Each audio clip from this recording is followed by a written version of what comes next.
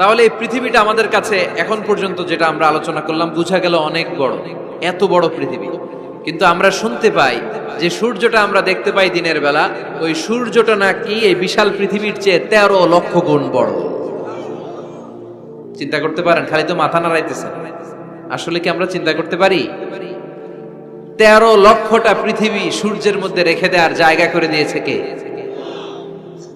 9,30,00,000 mile দূরে সূর্য 8 minute 18 second সময় নিয়ে নেয় আলো পৌঁছাতে। এত বিশাল সূর্য। তার মানে কি সূর্যটাই সবচেয়ে বড়? এর চেয়ে অনেক বড় বড় তারা আছে। সূর্যের পরে পৃথিবীর সবচেয়ে কাছের তারার নাম প্রক্সিমা সেন্ট্রাই। গুগল করলে দেখবে যে কত তারা। এরপরে আলফা সেন্ট্রাই এ, আলফা সেন্ট্রাই বি, এইভাবে তারা শুরু। এটা ক্যারিনা, ব্যাটেলজিউস। যেই সূর্য পৃথিবীর চেয়ে 13 লক্ষ গুণ বড়, ব্যাটেলজিউস নামে একটা তারা আছে, ওই তারা সূর্যের চেয়ে 33 কোটি গুণ বড়। তার মানে কি ব্যাটেলজিউসই সবচেয়ে বড় তারা? এটা ছোট্ট সাইজের তারা। এইটার চেয়েও কত হাজার কোটি গুণ বড় তারা যে মহাশূন্যে আছে তার কোনো ইয়ত্তা আমাদের নাই। এরকম হাজার হাজার million trillion zillion pillion octillion তারা মিলে আমাদের এই গ্যালাক্সিটা গঠিত। আমাদের গ্যালাক্সির নাম মিল্কি ওয়ে। আমাদের গ্যালাক্সির নাম শুনছেন না? বিজ্ঞানে আমরা পড়ছি না? আমাদের গ্যালাক্সির নাম মিল্কি ওয়ে। আমাদের গ্যালাক্সির পরে আমাদের সবচেয়ে কাছের গ্যালাক্সির নাম অ্যান্ড্রোমেডা। কি নাম? আমাদের গ্যালাক্সি থেকে অ্যান্ড্রোমেডাতে পৌঁছতে 2.5 মিলিয়ন লাইট ইয়ার লেগে যাবে যদি লাইটের গতিতে আমরা ছুটি।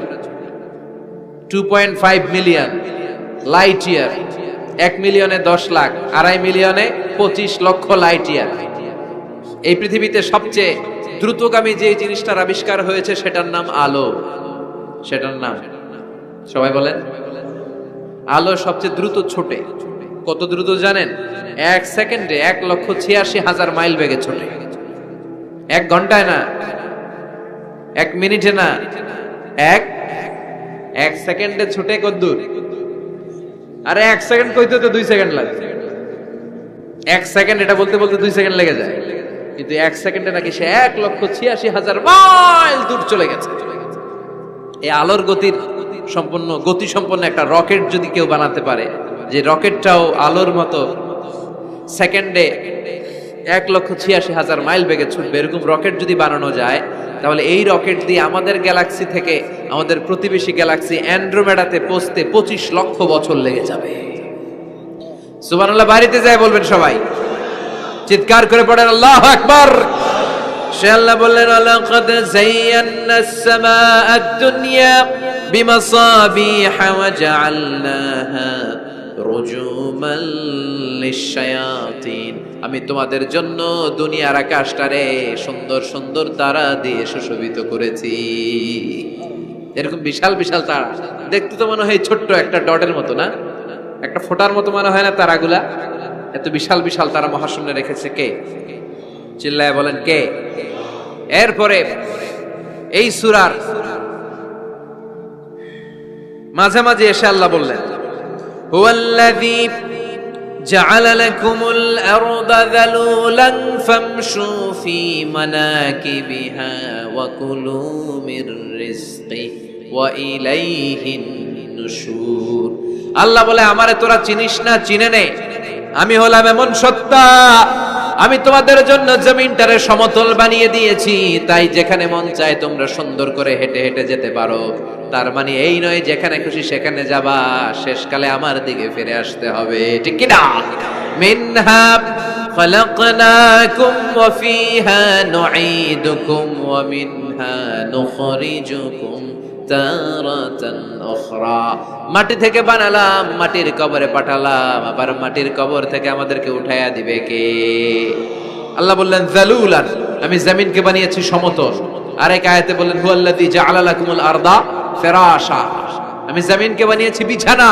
সমান সমান না হলে আজকের প্যান্ডেলে এত সুন্দর করে আপনারা বসতে পারতেন? কথা বলেন না? প্যান্ডেলের এদিকে উঁচা, এদিকে নিচা, এদিকে খাড়া, এদিকে তেড়া, এদিকে গর্ত, এদিকে ভাঙ্গা, এরকম হইলে আজকে প্যান্ডেলটা সমান হইতো? এই সমান করে দিছে কে? আমরা যখন বিমানে চড়ি, বিমানের জানলা দিয়ে নিচে তাকালে দেখা যায় আল্লাহ কেমন মনে হয় যে সবুজ কার্পেট বিছাই দিছে। সুবহানাল্লাহ কইতে পারলেন না? আবার আল্লাহ বলে সবুজ কার্পেট দেখে মনে করো না যে তোমরা বেঁচে গেলা, এই সবুজ কার্পেটের ভেতরে আগুন আছে না নাই? আমরা যে পৃথিবীর উপরে লাঙ্গল দিয়ে হাল চাষ করি, গাছ লাগাই, হেঁটে চলি, এই মাটিটার নিচে আগুন আছে। কি আছে? বিশ্বাস হয় নাকি আজগুবি কথা লাগে? রূপ কথা মনে হয় না? এই পৃথিবীর মাঝখানে আছে আগুন, জ্বলন্ত আগুন। আল্লাহ কোরআনে কসম কেটেছেন, ওয়াল বাহরিল মাসজুদ, ফুটন্ত টকবগে সাগরের পানির কসম।